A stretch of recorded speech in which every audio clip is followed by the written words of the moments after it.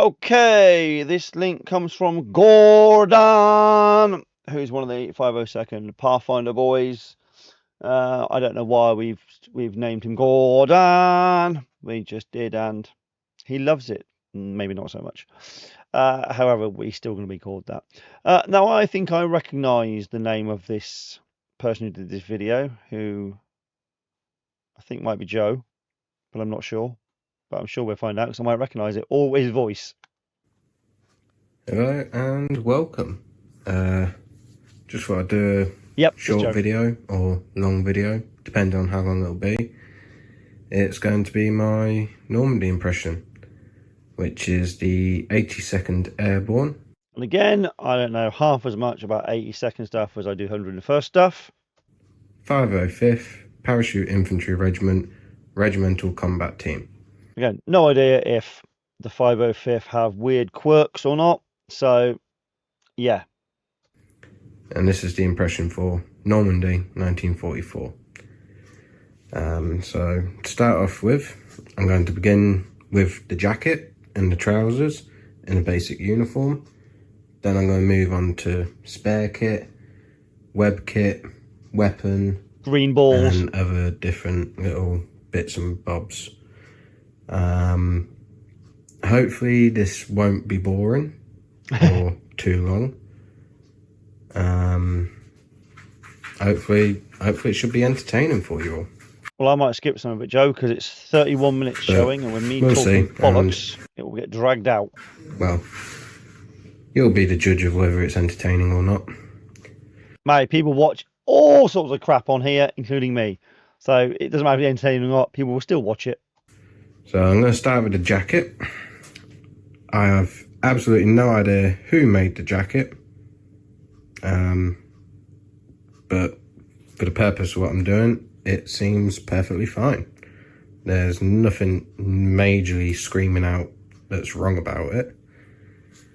So starting off with the insignia, as you can see, it is badged up for the 82nd Airborne. Not a great patch. This one came from Soldier of Fortune. Yeah, perhaps at one point I will upgrade the patch. On the left sleeve is the invasion flag. Now this one came from Stand in the Door 1944, and it is either an original gauze that's been printed on, or it's original. I'm not 100% sure, but as opposed to using the ones that sort of wrap around the arm or the ones that are just like pinned on, I decided to use the gauze flag because I thought it looked nicer. Yeah, I agree. I think they look a lot nicer. I'm going to say that's on original gauze, but recently printed. So I'm looking at one above me, and the gauze it's different. The stars are different. Of course, there's probably 4,000 different manufacturers of these bloody things, like everything. So there could be some variation, but I'm going to guess it's on original gauze and it's been recently printed. Also, if it's from Stand in the Door, he makes reproduction items, so I doubt he's going to be selling original ones to be used by reenactors.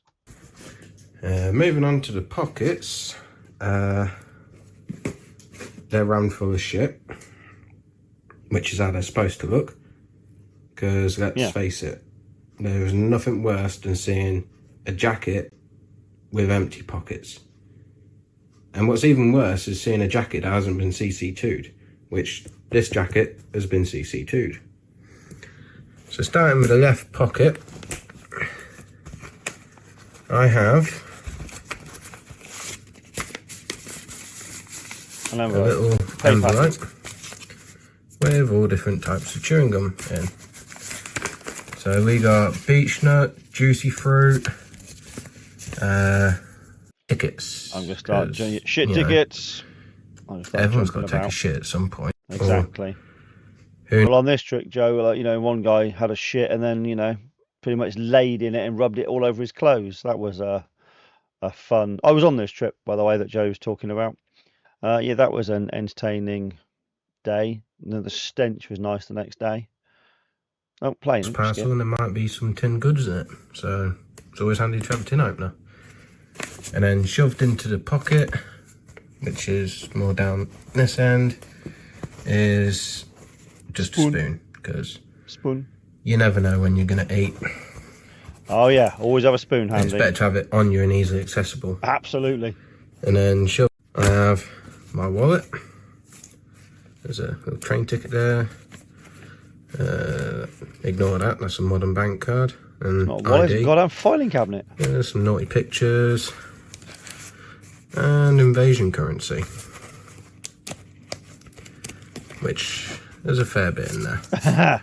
Because I wonder where that came from. obviously, before Normandy, Allied troops were all issued invasion currency. So they could buy things like, I don't know, food, Yeah. Thanks for the shout, Joe. cigarettes, coffee at a cafe, or 20 pack of Chesterfield.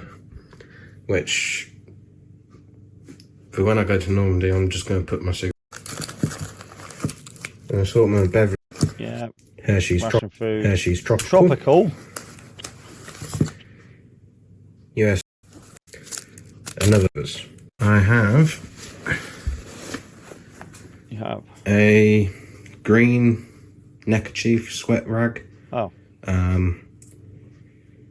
Mainly I just put it in there to bulk the pocket out so it didn't look empty. But if it gets pretty hot in Normandy and I start getting an itchy neck from the wool shirt, then I could just put that on, and at least it's Yeah, it was bloody warm as well that week. not a fucking cut up parachute like everybody else uses. Yes. Because then moving on, I've got the trousers. Oh, it's familiar. I'll also be keeping my Garrison cap in the trousers. The Garrison cap's a repro from Soldier of Fortune. Nothing special about it. But the patch is a really fucking nice patch.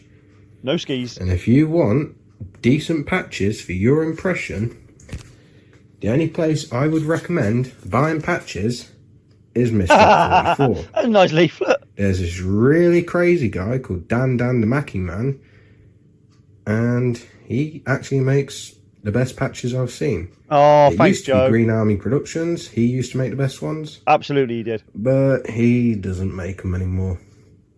Oh. And the only other person who makes any decent patches is Stand in the Door 1944. Yep. But if you're in Europe, that means you got to pay the customs fees as well as the postage.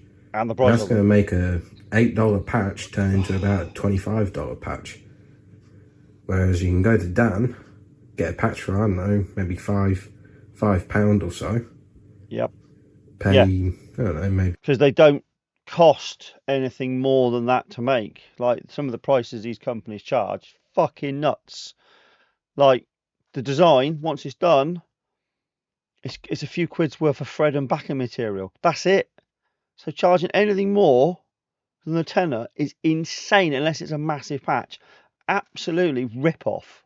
Be £1 or £2 for postage or something, and get a decent patch for about £6 or £7. Yep, absolutely. So it should So be.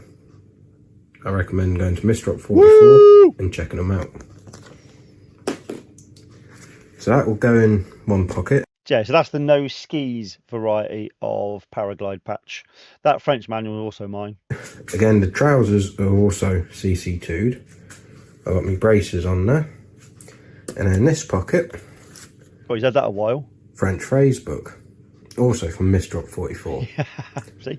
So I don't speak frog, so No, me I'll take either. that along, and hopefully I can get them to understand what I'm saying. And then next I also have a load of different maps Oh, they look of familiar. Normandy. Areas around San Mariglay, Carrington, Utah and Omaha Beach, Are they mine? No, I don't think they are mine. San Marie de Mont, and a few other different places. Because what I'm planning on doing when I go to Normandy is using my pencil, I'm going to plot different grid references for all the places that I visit. And then after I come back from Normandy, I'm probably going to put all in one big frame or something and stick it on the wall. So that will be going in this pocket, an OD singlet, as should everybody else. And under that above that OD singlet, but A white under Dakota t-shirt. the jacket, a wool shirt. Whoop, whoop. which everybody should be doing. Damn right. You can wear it. Oh, wait. No exceptions. Yeah. It doesn't matter if it gets hot. They wore it, you can wear it. Yeah, absolutely. Then, of course, GI issue boxers. Yep. And then, along with them, boots. Very, very clean boots. Unfortunately, I couldn't get any Corcorans because I don't think they're making them anymore. And no, they're not. Price is a little pricey on eBay. You can still get good deals, but I wanted to make sure I at least had a pair of boots. So these ones are, I believe, stem. Okay. I've polished them, dubbed them, even used acetone to take the shine off of them because they've got like this weird plasticky shine all over the leather. And you can't get your polish or anything to soak in, so bit of acetone, take that off. Okay. Polish them. It's good to dubbed them. And now they're good to go. And then, of course, I'll also be wearing a helmet. Helmet. You always need your helmet. Oh, wait. Wrong army, Joe. Yeah, that's the wrong helmet. The actual helmet I need is this one. Don't ask me which one it is. It's either an M1, M1C, M2, whatever it is. I don't know. M1C, but with very, very late post-war olive drab or OD7 webbing stuff. All I know, it's a paratrooper helmet. Obviously, the chin cup's been took off because. Oh, what the fuck a doodle do is this? All right, that's Wait, what? It doesn't.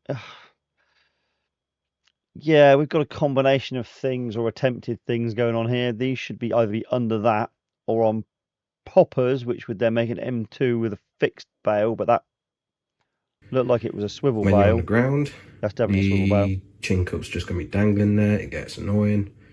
Some took them off, put them in their pockets. Some tucked up into the liner.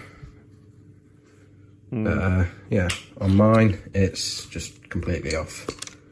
And there's Kilroy inside. I'm not actually sure if this is a slightly post-war one or if it is original wartime. I'm not entirely sure. But it's got the correct net on there for 82nd. And it does the job it's supposed to do. Yeah, that's the thing. Yeah, it does. So, just don't let anybody see the inside. Oh, that's a nice coffee tin. Wonder where that came from. I have a wool blanket, which on this trip I'll be taking 2 because I want to be comfortable. I also have spare rations. Blood sugar levels, one's run out. I've also got some partial dinner units. This is all going in my duffel bag. I won't actually be carrying this because, let's face it, they would never have carried that much. At most, they'd probably have either a breakfast, a supper, or a dinner unit. Not all 3, but one of them. They would have had one of them in their musette bag. And even then, you wouldn't even have the full-on big box. You'd open the box up, take all the stuff out. Yeah. More like, yeah, why would you carry a massive box bag. when you can break it down? You just stick it wherever. Yeah. The actual box itself, you'd throw that away. Also got a can of some coffee. Also from Mr. 44. See, we make some useful shit. I've got a white cot strap. This is from Stand in the Door 1944. Yeah. I think this is made with some original webbing. Soft are now making correct white cot straps. We don't know how good they are. I know that Tom in the group has ordered one to see what it's like. So when that comes in, I will let you all know. But yeah, so we don't have to rely on ordering from Stand in the Door in the States. And obviously the problems with ordering anything in the States is customs fees, shipping, you know, so hopefully Soft do a good job. I'm not sure. But I don't have a M3 leg knife or scabbard. I might pick one up, but I probably wouldn't. Saves having to use your back. Absolutely brilliant. You just can't beat them. Then moving on, I have my hygiene kit, so I'll just move these boots out. I don't use any of that matte clay or stuff like that. purely because it rips clumps of hair out. But this is my hygiene kit, and it's 1940s, 1950s. So inside, I have shaving mirror, spare razor blades, a file, toothbrush, some more razor blades. These are German ones. Then I have some shaving cream. I've got my razor. I've got my toothpaste, Craig Martin. Brush. There's a shaving brush in here. Foot powder in this tube. Bar of dryer soap. But you know, soap's soap. You just use whatever you add. So that's my hygiene. Or if I don't get to find out if the myth about French women is true, at least I got protection from Dan. Yeah, sorry Dan, I had to make a joke there somewhere. Hey, wait. If the myth about you're gonna need rubbers, you never know when you're gonna need a Johnny. And I'm curious to find out if the myth about French women is true. Or if I don't get to find out if the myth about French women is true, at least I got protection from Dan. Yeah, sorry Dan, I had to make a joke there somewhere. Pocket knife, you know, always handy. Fucked out. Yeah, again, that's what There was I actually have in my duffel bag. Oh, actually, that won't be. The belt I'll be wearing, so that'll be with that. So the spare stuff for the duffel bag will be socks, underwear, and some OD singlets. I'll also have a 5-button jumper in case or sweater, depending on what you call it, if it gets cold at night. Then I've got my wool shirt. It has had repairs at some point. That's also an original. I'll be taking my mess tins. US EA & Co 1945 original. Very nice condition. Obviously paratroopers didn't jump with these, but obviously we're going over to Normandy. We're going to be there for 8 days. Oh yeah. We're going to be fed breakfast and we're going to be fed dinner. So thought best to take that. Fine. I can leave it in the camp because I'm not going to need it on the move. Extra fine granulated sugar. You know, I could stick that in a brew or something if my blood's going low. Yeah. Never having too much sugar. Spare boot laces, spare trouser twists for obviously blouse and my trousers. Something warm. Manual on VD because you know you never know what you need to look out for. Jeep cap, little can opener, some matches, some more candy, chocolate. Socks, spare socks, because obviously there's lots of little ditches, rivers and stuff in Normandy, and you know you might wander into a ditch and think, oh shit, this is full of water. Or you might be walking for quite some time, your feet get really sweaty, they get all moist, you want to change your socks. So I'll keep a pair of socks in my musette bag. Some black fabric tape, because you never know when you might need some. Yeah, that shit is always really useful. Knife and fork. Wouldn't normally carry it, but for the purpose of this trip, I'm carrying it. Yeah, I took a full set of everything. German Esbit cooker, purely because I don't actually have the American cooker. So I'm just using that. In case I'll have in my kits some sugar. Jesus, Joe, how much sugar did you take? So this one, you get a stick of gum. You get biscuits, you get some sugar, you get fruit bar, and you get some coffee. So each one's slightly a little bit different.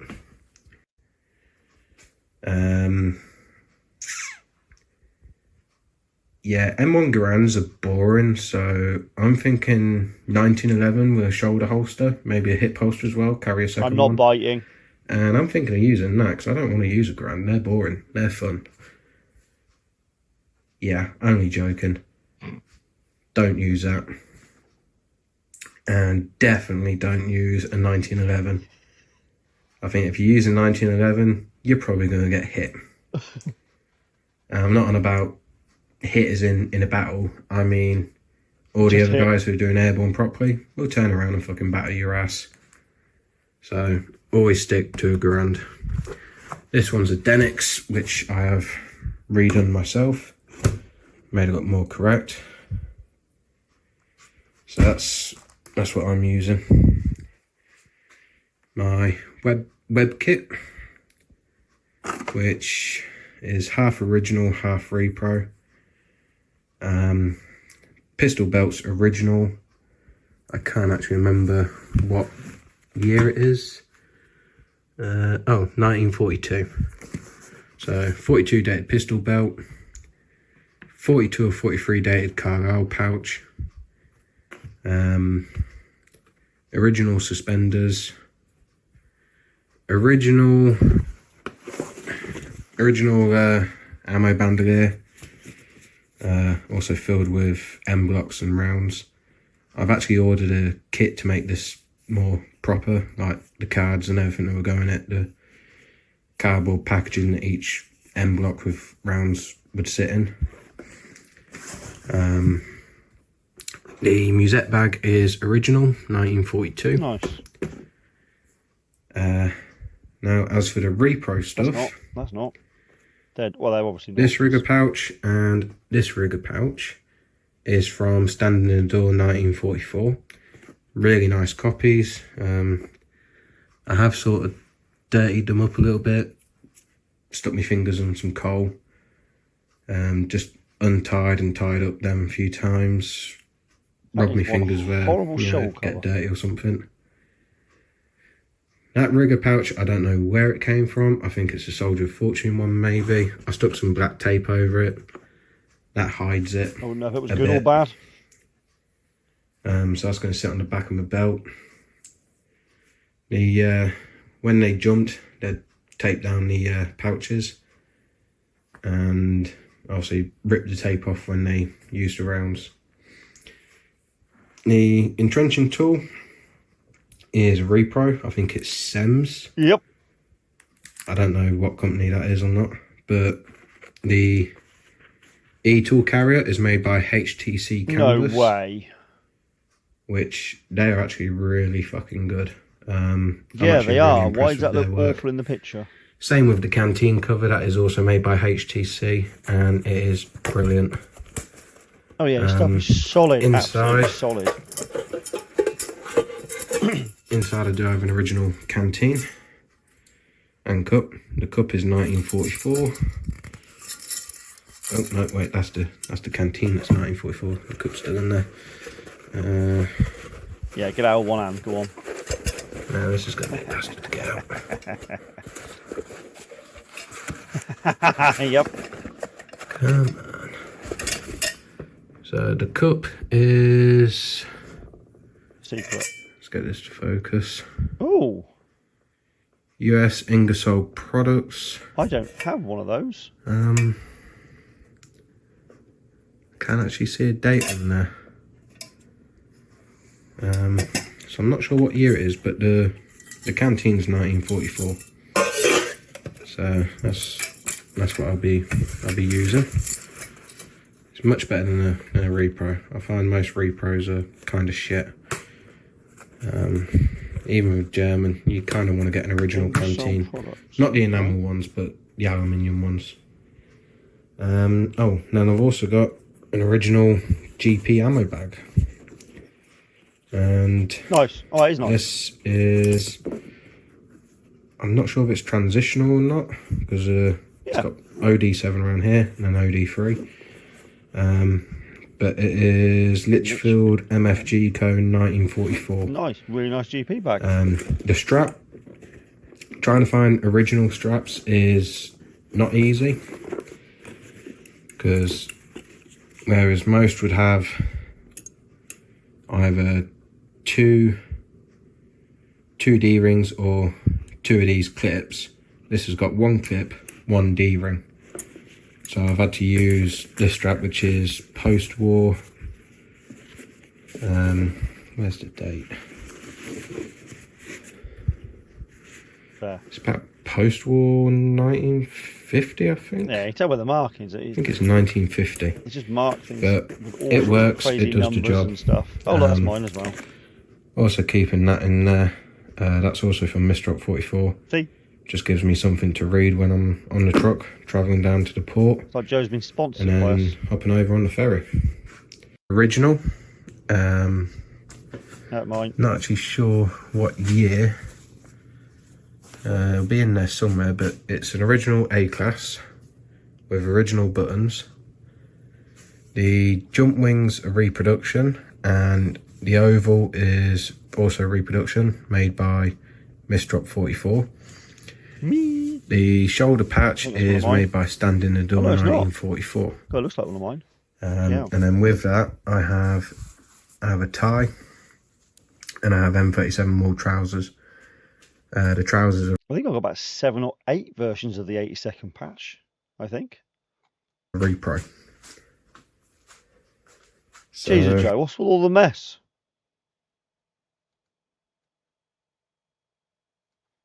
trousers are repro.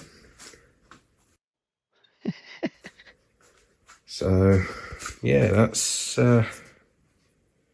that's my kit for Normandy. I know some people might say, "Oh, you're carrying way too much stuff," but we were told to take a kit bag and put in it whatever you want to take must fit in one kit bag. So we were free to take whatever we wanted to, and if we didn't have something, it was our own fault.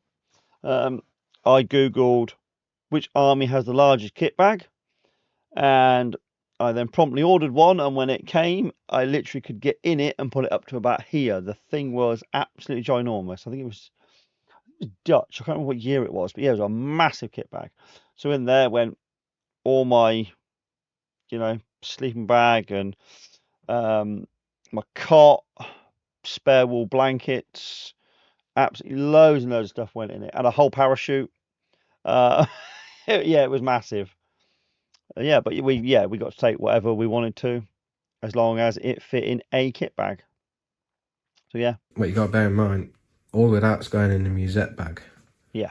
All of this and all of this is going in my duffel bag. Oh.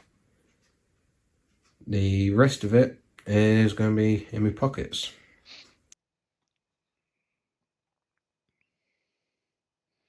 Oh, I've got a sport cleaner. Yeah, they're useful. I've got one of those. Anyway, well, I'm going to shut this one off and move on to the next in a minute. I might need to get some breakfast. It's still early morning here. And so far, all I've done is play a game of Enlisted and watch this one. Right, okay. Cheers, Joe. Thanks for the shout out, mate, and all my bits and bobs that you've got off me over the years. Much appreciated. And on to the next. Laters.